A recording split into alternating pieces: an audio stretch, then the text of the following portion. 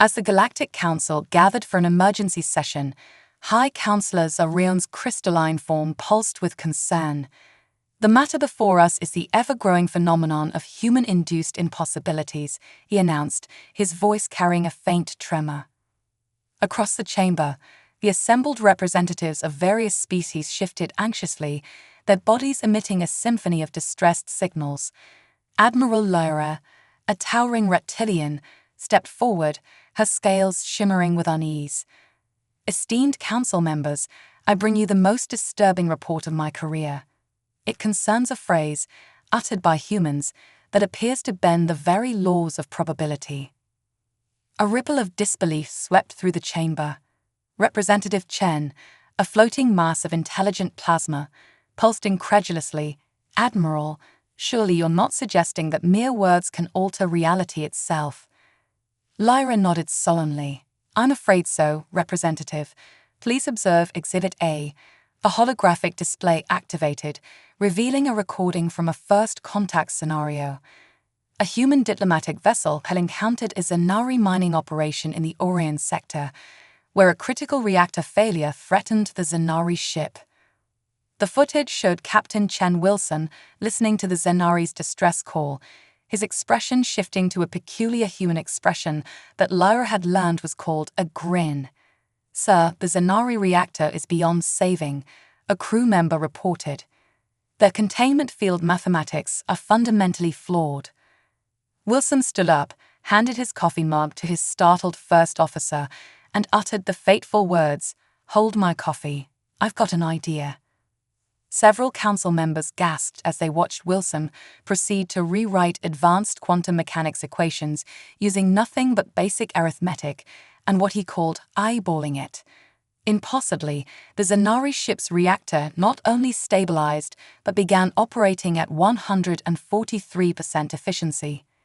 "Impossible," cried Representative Chen, her crystalline form flashing bright red. "The mathematical principles required for quantum containment took our species 10,000 years to perfect." Lyra nodded grimly. "That was just the beginning. We've documented 247 similar incidents in the past standard month alone. Every time a human utters the phrase 'hold my,' followed by the name of a beverage, they proceed to accomplish something that should be statistically impossible." High Counselor Zarion's crystals dimmed thoughtfully. "Surely this is mere coincidence. Perhaps they possess technology we don't understand." "We considered that," Lyra replied, switching to another recording. "This is from last week, on Space Station Gamma 9. The footage showed a human maintenance worker named Joe approaching a malfunctioning gravity generator. A Relian engineer was explaining that the quantum harmonics would take weeks to recalibrate. Joe handed his drink container to the Relian and said, 'Hold my beer. Watch this.' He then proceeded to kick the generator through 3 times in precise locations, completely violating every known principle of quantum mechanics. The generator instantly began working better than when it was new." Murmurs of disbelief filled the chamber. A hive mind representative buzzed in confusion. "Perhaps we should ban these beverages." "We tried that," Lyra sighed. The human simply switched to saying, "Hold my juice box," with identical results. High Counselor Zarion raised all 4 hands for silence. "Admiral, what do you propose we do about this situation?" Lyra's expression was grave. "That's just it, sir. The humans don't seem to be doing this maliciously. They appear genuinely unaware of the reality-bending properties of their actions. Our xenopsychologists are baffled, and some are suggesting we classify the entire species as a low-level reality warper." "Preposterous," shouted Representative Chen. "Next, you'll be telling us they can achieve similar results by saying, 'What's the worst that could happen?' or 'Watch this.'" Lyra's scales paled noticeably. "Actually, sir, about those phrases." The council erupted into chaos as the implications sank in. Amid the shouting and electromagnetic disturbances, only High Counselor Zarion noticed a small human cleaning worker who had entered to empty the waste receptacles. The human looked at the chaos, shrugged, and muttered to himself, "Hold my spray bottle. I bet I can calm them down." Sauron felt a strange disturbance in the fabric of reality itself and quickly adjourned the session before anything else impossible could happen. 3 weeks after the council meeting, the experimental warship Infinite Probability hung dead in space, its state-of-the-art warp drive reduced to what Chief Engineer Marcus Rodriguez would later describe as a very expensive paperclip. Captain Zan of the Arcturian Defense Fleet paced the bridge, his bioluminescent patches cycling through shades of worried purple. Their mission to test the new quantum full drive had gone horribly wrong, leaving them stranded 17 light-years from the nearest outpost. How long until the engineering team can restore basic function? Zan asked his first officer, Lieutenant Bizik. Bizik consulted her neural interface. The quantum manifolds are completely misaligned, sir. Conservative estimate, 3 months of repairs at a specialized facility. Zan's bioluminescence dimmed in resignation. If we can get there, which we can't, because we need a working drive to reach the facility that can fix our drive. Then the intercom crackled. Hey, Captain. This is Rodriguez down in engineering. Mind if I take a look at your fancy quantum whatever? Zan's patches flashed warning red. Rodriguez had been assigned to their crew as part of an exchange program to promote interspecies cooperation, but so far, he'd spent most of his time making the ship's coffee machine produce something he called espresso. Engineer Rodriguez, the quantum full drive represents the pinnacle of 7 species combined technological achievement. It's not something you can just. I already took a peek at the schematics. Rodriguez interrupted. Pretty cool stuff. Reminds me of my cousin's vintage hover car. That thing was always breaking down too. Several bridge officers gasped at the casual comparison. Lieutenant Bizik's antennae curled in horror. Sir, we can't possibly. Hold my coffee. Rodriguez's voice carried that distinctive human tone that made Zan's survival instinct scream. Before anyone could stop him, Rodriguez had bypassed 3 safety protocols and rerouted power from the quantum stabilizers. Warning alarms blared throughout the ship. Rodriguez, those stabilizers are essential for preventing reality fractures. Now they're just fancy surge protectors. Watch this. The next 47 minutes would later be classified as Incident 0 in the growing database of human-induced impossibilities. Rodriguez, humming something called Sweet Home Alabama, proceeded to violate every known law of quantum mechanics. He used a standard wrench to adjust quantum-locked components that should have required specialized temporal tools. He diagnosed complex quantum fluctuations by pressing his ear against the drive housing and saying, "Yep, there's your problem." At one point, he actually kicked the main quantum regulator, claiming it just needed a little persuasion. The bridge crew watched in horror through the engineering cameras. Lieutenant Bizik had to excuse herself when Rodriguez used a rubber band to hold together 2 pieces of equipment that controlled local spacetime geometry. Almost got it. Rodriguez called out cheerfully. Just need to. There we go. Try it now. Captain Zan looked at his instruments in disbelief. Not only was the quantum full drive functioning, but it was operating at 130% of its theoretical maximum efficiency. This is impossible. The quantum harmonics alone shoaled. Oh yeah, I tweaked those a bit, Rodriguez replied, returning to the bridge while wiping his hands on a rag. They were all fancy and complicated, but I figured what you really needed was more of a whoosh than a whoom, you know what I mean. He retrieved his coffee cup, took a sip, and made a face. Oh man, it got cold. Mind if I try to upgrade the coffee maker next? I bet I could make it brew using quantum entanglement. Captain Zan's bioluminescent patches cycled through colors previously unknown to his species. I'll need to report this to command. Sure thing, boss, Rodriguez shrugged. Just let me know if anything else needs fixing. That artificial gravity generator's been making a funny noise, and I've got some ideas. Zan quickly cut him off. That won't be necessary. Please just sit quietly and drink your coffee. As Rodriguez shrugged and returned to his station, Zan secretly activated his personal recorder. Captain's log, supplemental.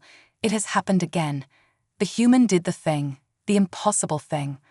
After witnessing today's events, I must concur with Admiral Lara's assessment.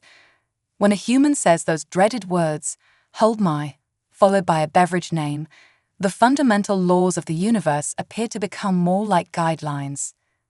He watched Rodriguez attempting to balance a spoon on his nose at the engineering station. I am submitting a formal request to have all beverages removed from this ship, though somehow I suspect that won't help. News of the infinite probability incident spread quickly through the galactic community. The Quantum Physics Council demanded an investigation. The Department of Temporal Mechanics started a new research division dedicated to studying the hold my beverage effect, and 3 different species added variations of "don't let the humans near it" to their emergency protocols. Meanwhile, Marcus Rodriguez remained blissfully unaware of the stir he caused, focused entirely on his latest project, trying to make the ship's food synthesizer produce authentic Texas barbecue. Captain Zan had already submitted his retirement paperwork. The Galactic News Network's emergency broadcast cut through all standard programming, its AI anchor's voice modulated to convey maximum urgency. Breaking news across multiple sectors. As human-related incidents continue to defy explanation, we take you live to the Proxima Peace Conference, where tensions between the Silicon Collective and the Organic Alliance have reached critical levels. The footage showed the Grand Conference Hall on Proxima Station. Diplomat Jackson Brooks, Earth's newest representative, stood between 2 opposing armies of robots and organic beings, all armed to their equivalent of teeth. "Your silicon-based discrimination ends today," shouted the Organic Alliance leader, Ambassador Bloom, a sentient fungal network.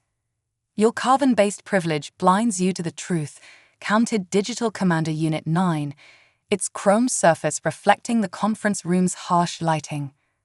Brooks, wearing what he called his lucky Hawaiian shirt, looked between the 2 groups and sighed. He turned to his assistant, a nervous Venusian named Pip. "Hey, buddy, hold my martini. I saw something like this in a movie once." The entire diplomatic corps collectively gasped. 3 different species immediately began evacuation procedures. Brooks stepped into the center of the room, pulled out his personal entertainment device, and said the words that would later be recorded in the Galactic Historical Archives. "Friday, drop that sick beat. I've got an idea." What followed was immediately classified as a Level S reality distortion event.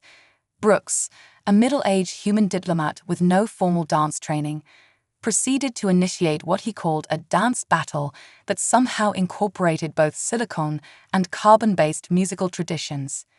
"He's quantum tunneling between dance moves that should be physically impossible," reported one horrified physicist.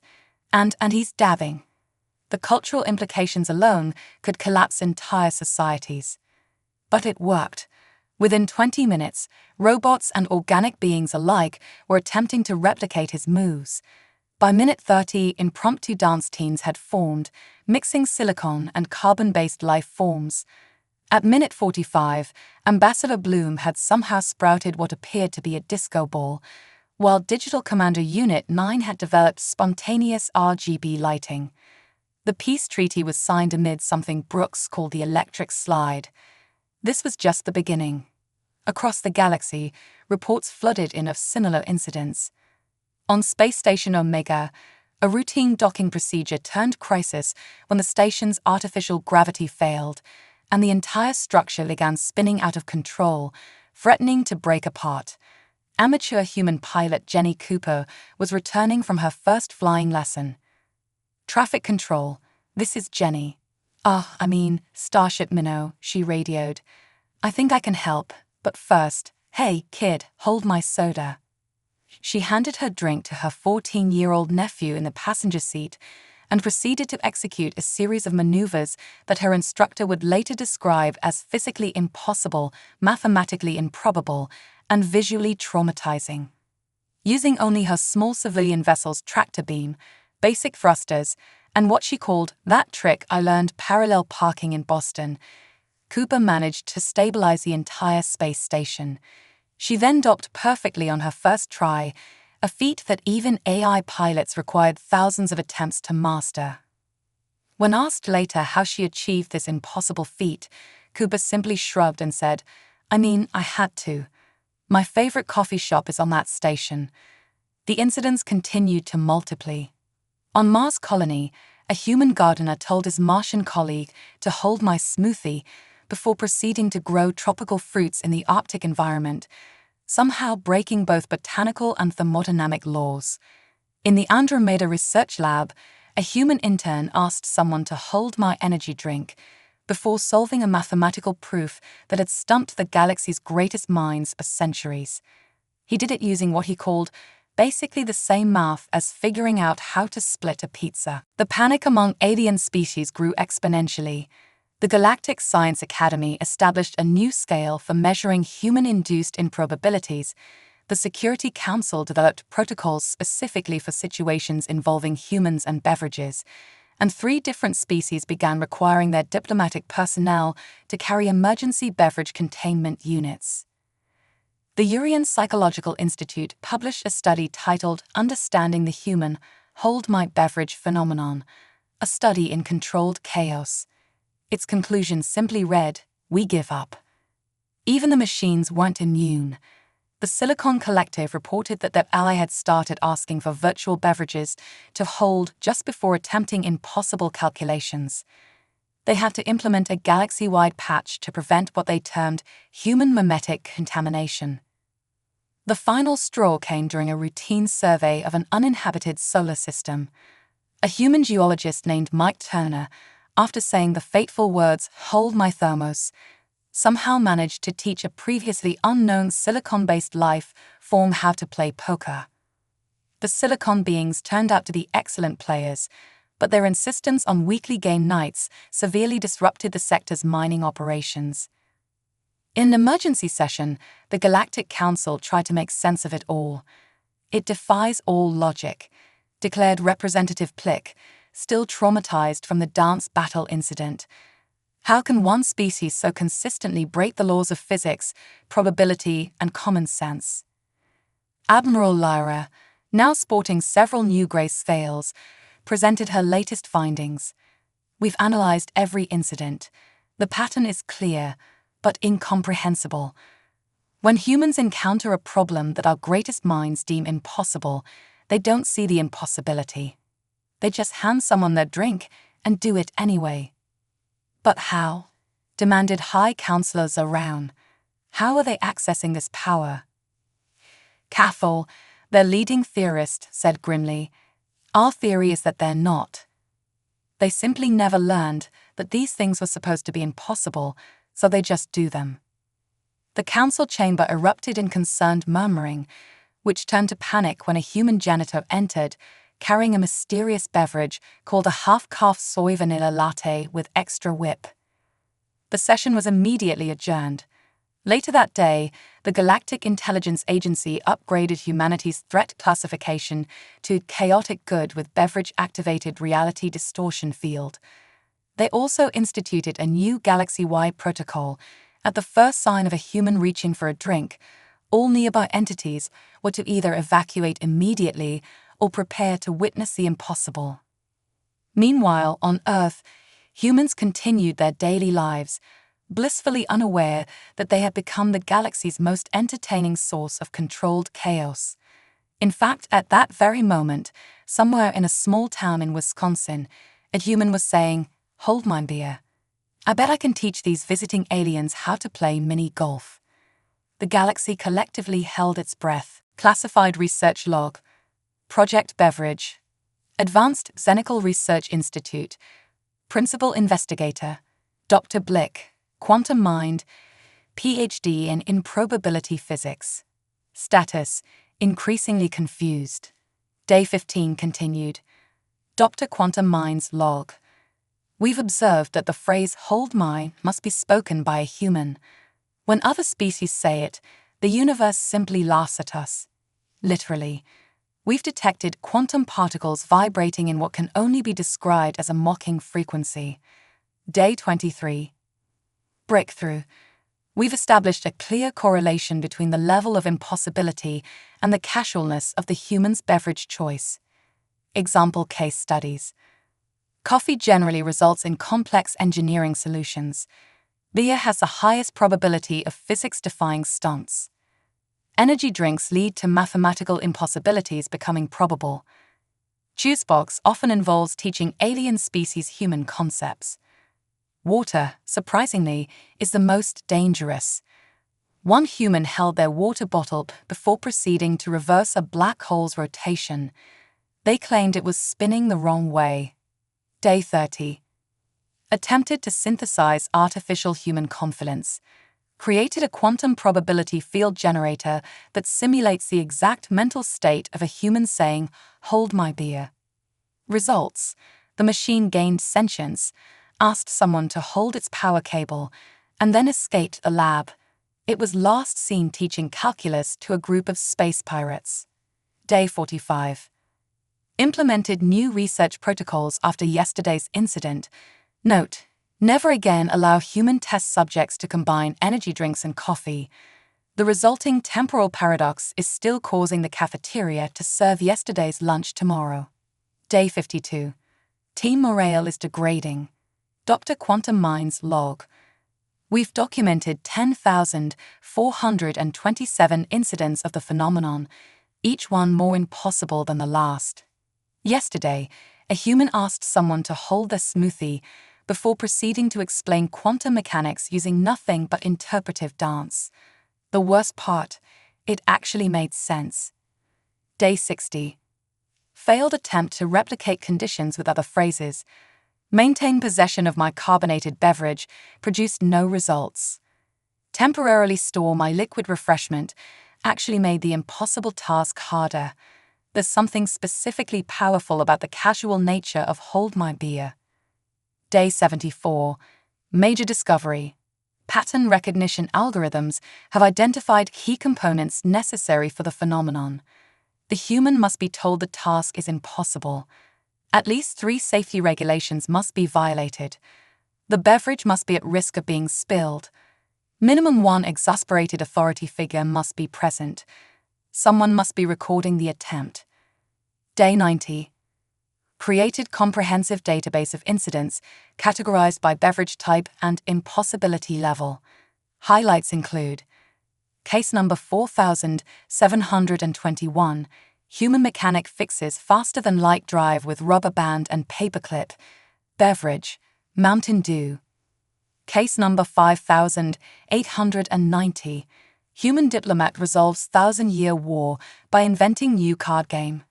Beverage, Fruit Punch. Case number 6234, human gardener grows roses in vacuum of space because they looked sad. Beverage, Iced Tea. Final entry. We've reached a conclusion. The humans aren't accessing any strange power. They simply don't understand that they can't do these things, so they just do them. It's like they never got the memo that certain things are impossible. More worryingly, this effect appears to be spreading. We've documented cases of other species succeeding at impossible tasks just by thinking, what would a human with a beard do? In light of these findings, I'm recommending Project Beverage be classified as Level 10 incomprehensible. Some things in this universe just aren't meant to be understood, like humans, or their beverages. Personal note, I'm retiring, going to open a bar. Figure if you can't beat them, serve them. The report was filed in the Galactic Archives under things we've given up trying to explain, right between cap physics and why Earth music makes everyone dance. Meanwhile, in the Institute's cafeteria, a human intern looked at the malfunctioning food synthesizer that had been baffling repair crews for weeks. He handed his soft drink to a nearby researcher and said those words that now sent shivers through every alien spine in the galaxy. Across the galaxy, alien species had grown increasingly wary of human-induced chaos. Protocols were implemented, warnings were issued, and emergency beverage containment units became standard diplomatic equipment. However, the phenomenon only seemed to spread, like a wildfire fueled by an endless supply of human creativity and utter disregard for the laws of physics.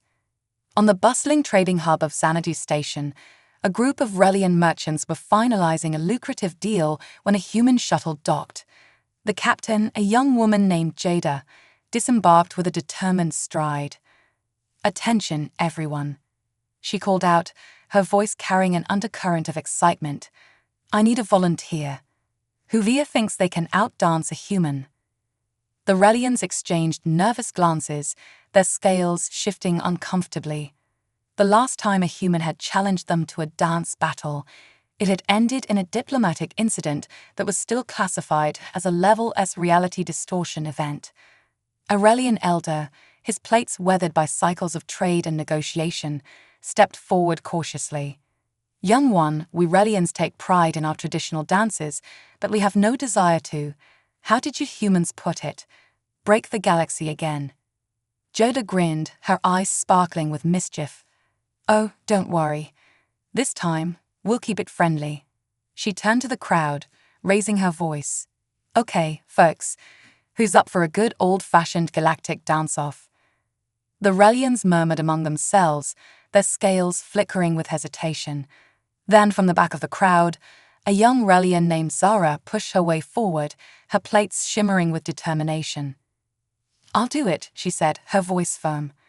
"I may not be able to outdance a human, but I can certainly try."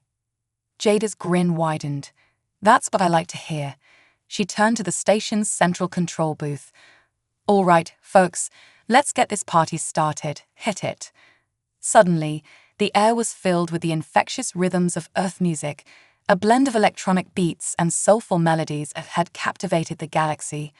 Zora, her initial trepidation giving way to curiosity, began moving to the unfamiliar beat, her limbs undulating with a grace that belied her species.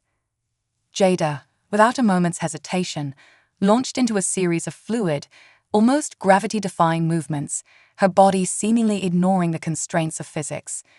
The crowd, once wary, now found themselves entranced, their scales and antennae pulsing in time with the music.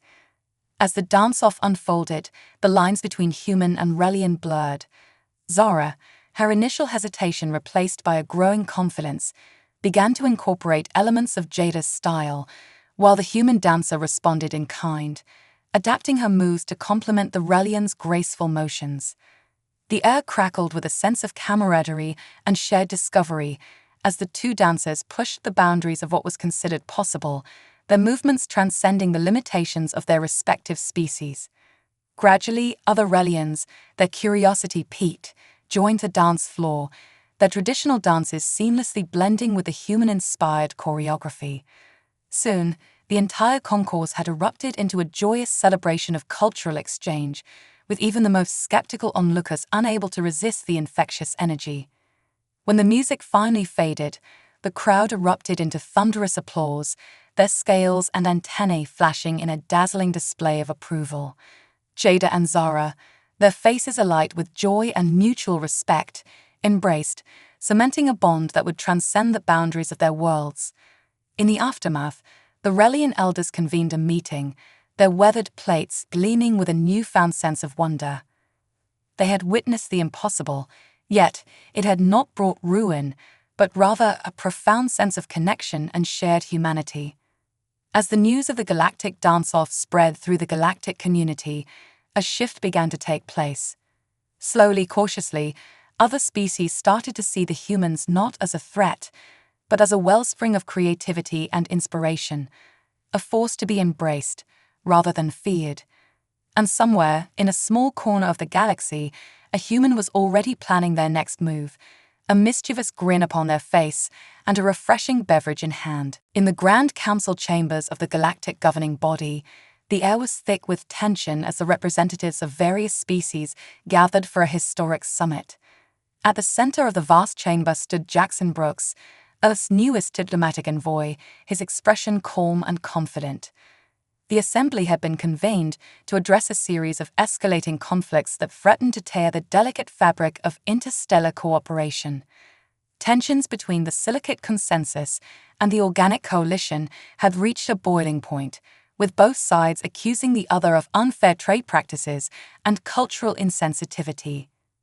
As the debate raged on, the representatives traded barbs and accusations, their voices rising in a cacophony of indignation and wounded pride.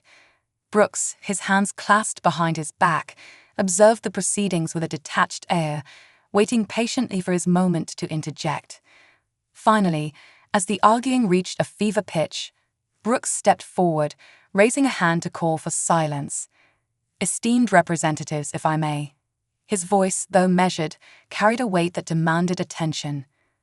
Slowly, the chamber fell silent, all eyes turning to the human diplomat.